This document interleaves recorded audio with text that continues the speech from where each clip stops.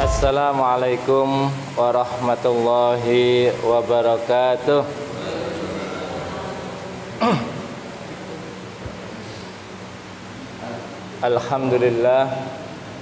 Alhamdulillahilladzi arsala rasulahu bil huda wa dinil haq liyudhhirahu 'alad dini kulli wa kafa billahi syahida. Asyhadu an la ilaha illallah wahdahu la syarikalah wa asyhadu anna Muhammadan abduhu wa rasuluh. Allahumma salli ala Muhammad wa ala ali Muhammad. Puji syukur kita panjatkan kehadirat Allah Subhanahu wa taala atas nikmat yang sudah Allah berikan kepada kita, wabil khusus nikmat hidup yang dibarengi dengan nikmat keimanan kepada Allah. Dengan nikmat hidup itu kita bisa melakukan apa saja perbuatan di atas muka bumi ini.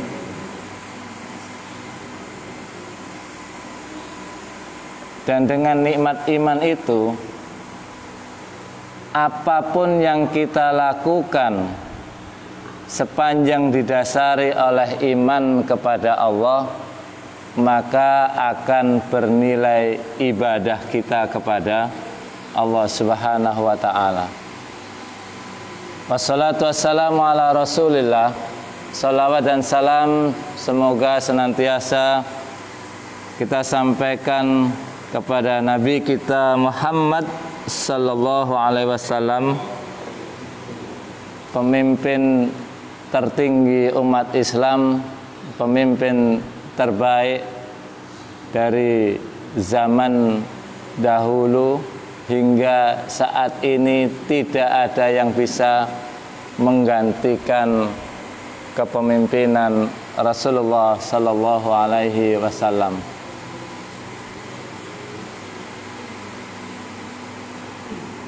Sengaja tidak pakai mic, jadi kita agar fokus. Yang di luar biarkan di luar, yang di dalam lebih fokus untuk mengkaji.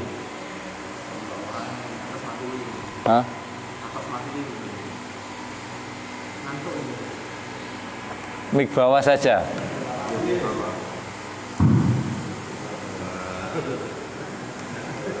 Tes.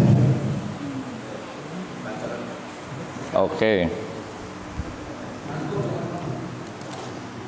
1, 2, 3.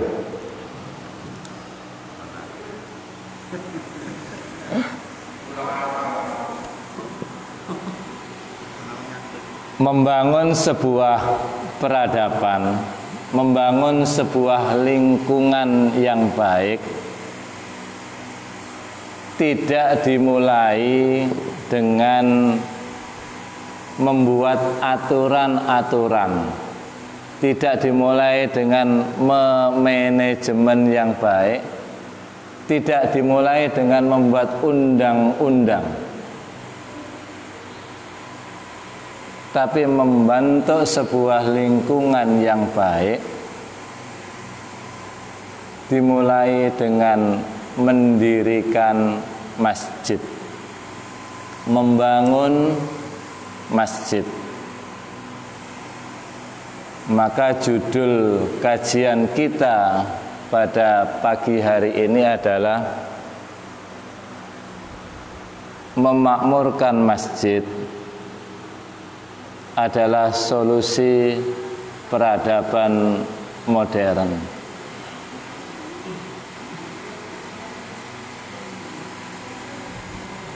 Membangun masjid menjadi penting bagi kita untuk menjadi tempat dimulainya sebuah tatanan masyarakat. Rasulullah Sallallahu Alaihi Wasallam membangun masjid pertama itu disebut Masjid Quba. Masjid pertama yang dibangun oleh Rasulullah dalam dakwahnya itu, dan di setiap pergerakan Rasulullah, pergerakan sahabat, pergerakan dakwah-dakwah Islam dimulai dengan mendirikan masjid. Maka ketika Rasulullah hijrah sampai ke kota Yatsrib, maka di mana berhentinya onta Rasulullah, di situ dibangun sebuah masjid. Pagi ini kita akan berbicara tentang kemakmuran masjid. Kenapa? Karena yang hadir di sini adalah orang-orang penting di masjid kita yang akan mengambil kebijakan-kebijakan penting juga untuk menata sebuah peradaban yang ada di lingkungan ini.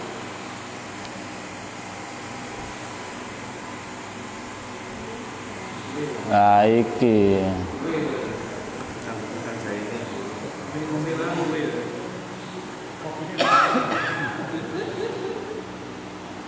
siapa sebenarnya yang memiliki kewajiban untuk memakmurkan masjid?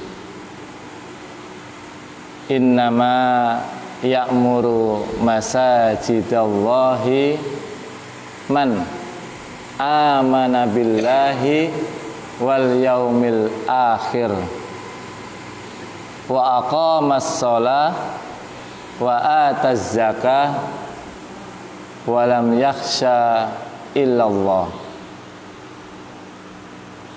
Hanya terbatas, hanya orang-orang yang bisa memakmurkan masjid adalah orang yang beriman kepada Allah dan hari akhir. Kita tidak bisa menyerahkan kemakmuran masjid ini kepada orang yang tidak memiliki iman, yang hatinya tidak ada keterikatan langsung dengan Allah.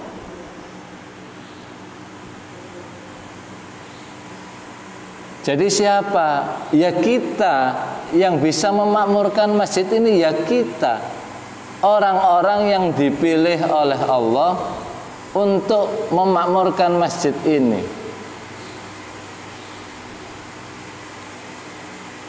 Dan orang terpilih itu ada di orang-orang yang menjalankan sholat subuh berjamaah. Maka tepat sekali kalau kita bicara tentang kemakmuran masjid, bicara kepada orang-orang yang sudah terpilih, orang-orang yang telah dipilih oleh Allah bisa melaksanakan sholat subuh berjamaah. Ini orang pilihan, tidak memiliki iman, tidak mungkin bisa hadir di sini. Maka sekecil apapun iman kita, iman itu telah mengantarkan kita untuk hadir di masjid ini. Maka iman itu perlu kita syukuri, karena iman itu kadang naik, kadang turun. Fajaddidu imanakum, maka perbaharuilah terus iman kita. Pagi ini kita memperbaharui iman kita.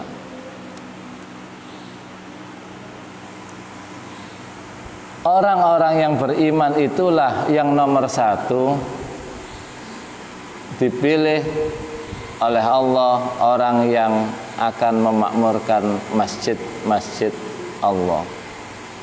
Yang kedua, wa aqamas shalah, orang yang mendirikan sholat. Orang yang mendirikan sholat itu bukan yang melaksanakan sholat. Melaksanakan sholat itu bagian kecil dari mendirikan sholat. Mendirikan sholat itu karena sholat itu adalah tiangnya agama. Mendirikan sholat, tiang itu nggak bisa berdiri sendiri, disonggo bareng-bareng. Mendirikan sholat itu ya mengajak jamaah semuanya, mengajak orang yang belum sholat, mengajak orang yang belum ke masjid, mengajak orang yang belum ngerti, dingertikan, difahamkan. Yang sudah sholat tetap diajak, yang belum sholat diajak, yang imannya kendor diingatkan.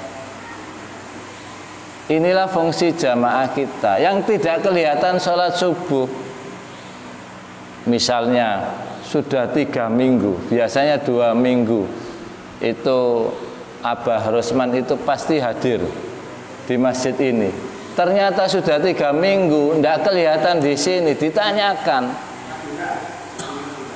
Nah, ke Madura itu kan 2 minggu sekali pasti pulang. Kalau sudah 3 minggu tidak pulang-pulang, seperti Bang Toyib, nah kita curiga. Apakah di sana itu nggak punya ongkos pulang? Perlu ditelepon.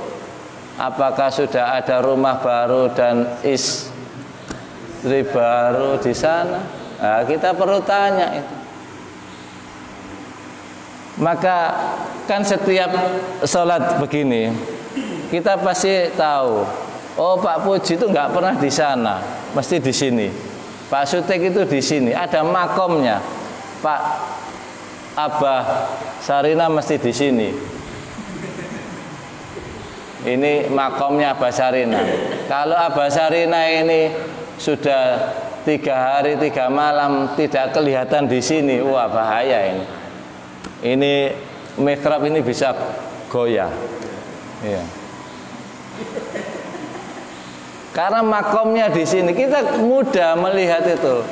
Kalau Yai Agus, Agus ini jenggot ini, itu biasanya senang di pojok-pojok, kelihatan.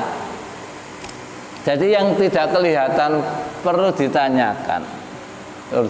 Saya itu kadang-kadang senang dan bangga dengan jamaah tabligh. Jamaah tabligh itu datang ke masjid-masjid. Kemudian di masjid itu mengadakan halaqah membahas tentang keislaman. Untuk jamaahnya sendiri dia meningkat keimanannya. Dia mendakwai kelompoknya sendiri, dirinya sendiri. Tapi ketika waktu sholat tiba, setengah jam sebelum waktu sholat tiba, dia menyebar ke seluruh lingkungan masyarakat, mengajak. Jadi jamaah tabligh itu punya motivasi. Siangnya mencoba merayu-rayu masyarakat untuk sholat, diajak. Nah, kita mestinya harus malu. Yang memiliki kewajiban untuk mengajak lingkungan masyarakat sini ke masjid, ya kita. Kita siapa? Orang-orang yang beriman. Kita siapa? Orang-orang yang beriman yang sudah dipilih menjadi takmir masjid. Itu memiliki kewajiban untuk mengajak orang-orang untuk datang ke masjid ini. Jangan mau menjadi orang yang soleh secara pribadi. Jadi orang yang soleh secara pribadi itu pokoknya gak ngurusi wong liya. Waktunya sholat datang. Setelah sholat selesai pulang. Sholat datang lagi. Bahkan tidak kenal dengan kiri kanan teman sholatnya, tidak kenal dengan tetangganya ada apa-apa juga tidak kenal.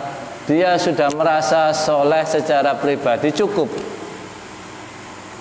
Orang yang soleh secara pribadi tidak akan membawa perubahan di masyarakat itu. Karena kewajiban dakwah itu melekat kepada orang-orang yang beriman, mengajak. Jadi orang yang beriman, orang yang mendirikan sholat, orang yang menunaikan zakat. Zakat itu harus dikelola, harus disampaikan kepada masyarakat, harus dikeluarkan, tidak menunggu bulan suci Ramadan. Sehingga masjid ini juga bisa melakukan sirkulasi keuangannya karena orang-orang berbondong-bondong untuk membayar zakatnya. Walam yakhsha illallah, dan tidak takut kecuali hanya kepada Allah. Jadi takmir, misalnya ini. Sini takmirnya siapa? Oh, Gus Zainal.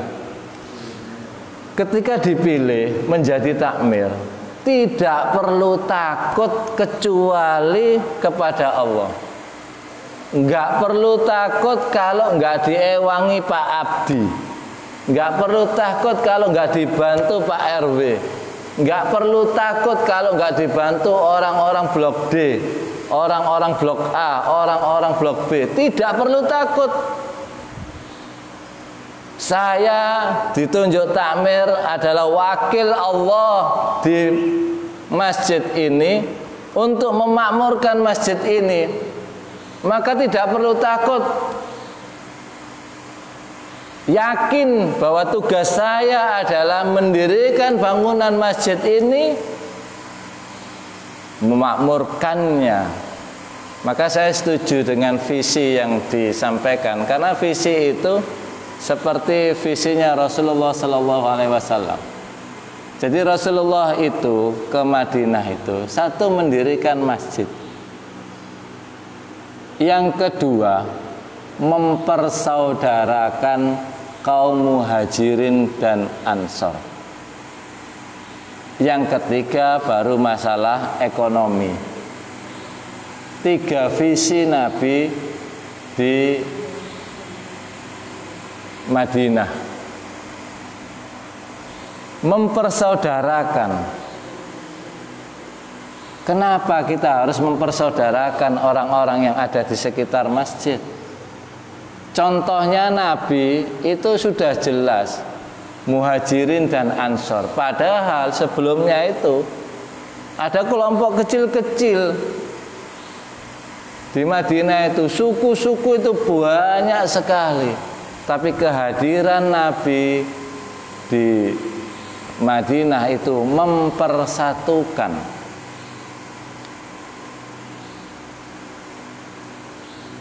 Wa annal masajida lillah. Kenapa harus bersatu? Karena masjid-masjid itu milik Allah. Masjid ini milik Allah. Gus Zainal, Pak Puji, Pak Abdi adalah wakil-wakil Allah, khalifah fil ard, yang ditunjuk oleh Allah untuk mengatur masjid ini supaya makmur. Karena masjid ini milik Allah, maka tidak ada satupun orang yang bisa mengklaim ini milik saya, ini milik kelompok saya. Maka tidak perlu takut kita menjadi wakil Allah untuk memakmurkan masjid ini. Tidak milik golongan, boleh orang-orang Muhammadiyah bangun masjid, tapi tidak bisa diklaim ini masjidnya Muhammadiyah. Orang-orang Nahdiyin bangun masjid, tidak bisa diklaim ini masjidnya orang Nahdiyin. Yang orang lain nggak boleh sholat di situ, yang orang lain nggak boleh memakmurkan masjid itu. Semua orang yang beriman mendirikan sholat, mengeluarkan zakat, dan tidak takut sama siapapun kecuali dengan Allah itu berhak memakmurkan masjid-masjid Allah Subhanahu wa taala.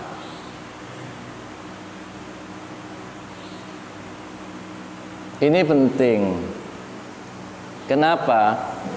Ketika sudah disebut masjid ini milik Allah, maka ada potensi untuk mempersatukan umat itu melalui masjid. Masyarakat ini, lingkungan ini tidak akan baik ketika potret masjidnya, potret takmir masjidnya, potret jamaahnya ini masih gontok-gontokan. Tidak ada ceritanya lingkungan masyarakat itu baik, sementara potret masjid itu masih begitu.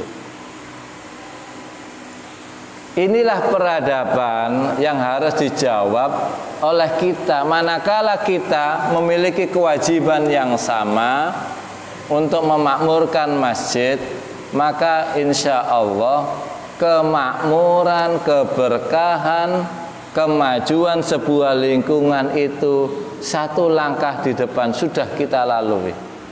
Selanjutnya RT, RW, lurah, camat, presiden membuat aturan-aturan itu hanya turunan dari tata kelola yang sudah ada di masjid. Kalau masjidnya bagus, insya Allah RT-nya bagus. Kalau masjidnya bagus, insya Allah RW-nya bagus. Maka lingkungan itu akan bagus. Tapi kalau masjidnya tidak bisa menjadi percontohan persatuan, maka jangan diharap di masyarakat kita itu bisa bersatu padu. Karena ini sudah jelas Allah yang mengatakan itu. Siap bersatu? Halo? Jadi visi kita hari ini bersatu itu bukan melebur menjadi satu, tapi masih ada identitas kita, tapi disatukan oleh sebuah wadah.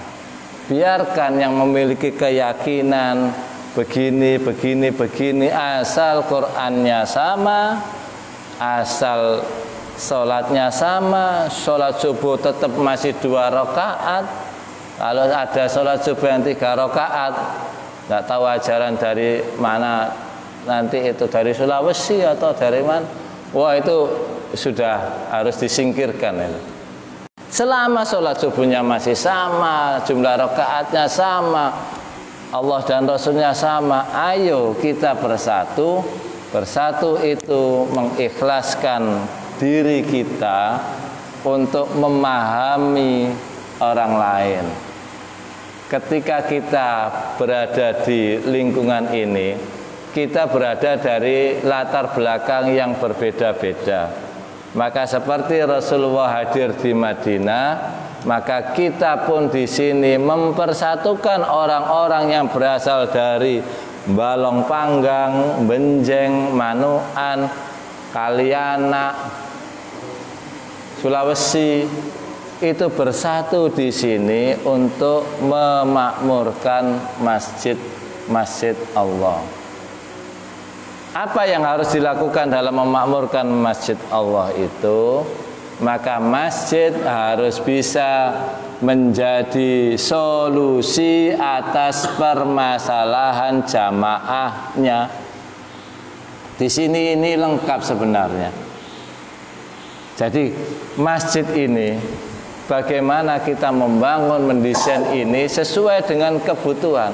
Kalau ada masyarakat yang ingin sholat di masjid, ada kebutuhan masyarakat ini berjumpa dengan Allah, maka siapkan tempat masjid ini menjadi tempat yang paling nyaman untuk berkomunikasi dengan Allah. Memakmurkan masjid bukan meramaikan masjid. Sekarang kita itu masjid kita ramai anak-anak, ramai karepe dhewe, sehingga mengganggu dalam tanda petik mengganggu jamaah yang mau berkomunikasi, berdialog dengan Allah, mencurahkan isi hatinya. Sehingga orang yang datang ke masjid ini datang dengan merengut karena membawa segudang masalah yang mau diadukan kepada Allah, kemudian dia pulang tetap merengut. Artinya masjid ini tidak nyaman sebagai tempat berkomunikasi jamaah dengan Allah. Masjid ini juga harus ramah terhadap anak. Maka kita siasati bagaimana di luar itu anak bisa nyaman berada di masjid. Tapi begitu masuk masjid, kita berkomunikasi dengan Allah. Ajari anak-anak kita dari rumah sudah dipeseni. Kalau sudah masuk masjid, kita berhadapan dengan Allah, kita bertemu dengan Allah, maka sopan santun masuk masjid, tata krama itu melebihi kita masuk ke rumah orang. Masuk ke rumah orang itu salam, masuk masjid itu harus berdoa.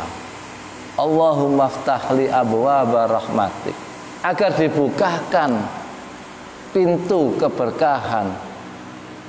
Siapapun yang masuk masjid berdoa, kemudian berkomunikasi dengan Allah, pulang membawa wajah yang berseri-seri.